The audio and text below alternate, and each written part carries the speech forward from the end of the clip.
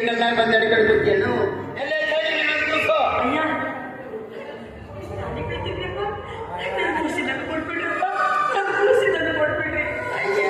ನೀನು ಖುಷಿ ಸಲುವಾಗಿ ಹಿಂಗೆ ಅಳದು ಖರೀದಿ ಮಾಡಿದ್ರ ನನ್ನ ರೊಕ್ಕದ ಸಲುವಾಗಿ ನಾ ಯಾರು ಖರ್ಚು ಮಾಡ್ಬೇಕು ಒಳ್ಳೆ ಮಾತನ್ನ ಕೇಳಾಕತ್ತಿದೆಯಲ್ಲ ಸರಿ ನನ್ ಕೂಸು ಅದು ಯಾವ ನೆಲಕ್ಕೂ ಹೋಗ್ತೀವೋ ದೇವರಿಗೆ ಗೊತ್ತು.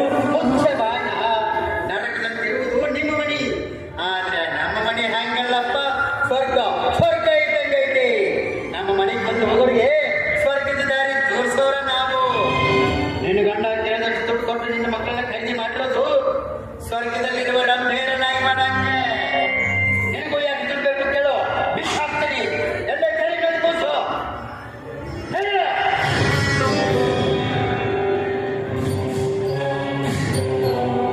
ಬರೀ ಬಾಯಿ ಮಾತಿಂದ ಕೇಳಿದ್ರೆ ಹೇಳು ಎಂತದ್ದು ಏ ಶಾಂತ ಹೇಳು ಇನ್ನೊಂದು ಕೂಸಲ್ಲಿದ್ದಂತ ಹೇಳು. ಹಣದ ಆಸೆಗಾಗಿ ಹೆತ್ತ ಮಕ್ಕಳನ್ನೇ ಮಾಡ್ಕೊಳಕ್ ನಿಂತವ ನೀನು ಒಬ್ಬ ಗಂಡಸ.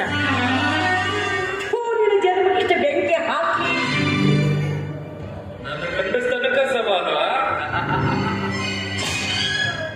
ಹುಚ್ಚು ಬಾಯಿ ನೀಚ ಹೆಣ್ಣ.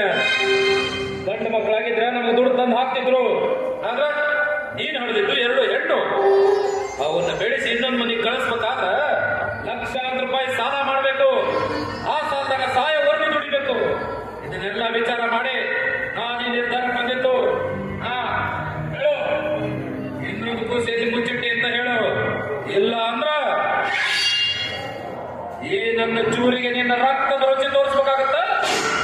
ಎಚ್ಚರ.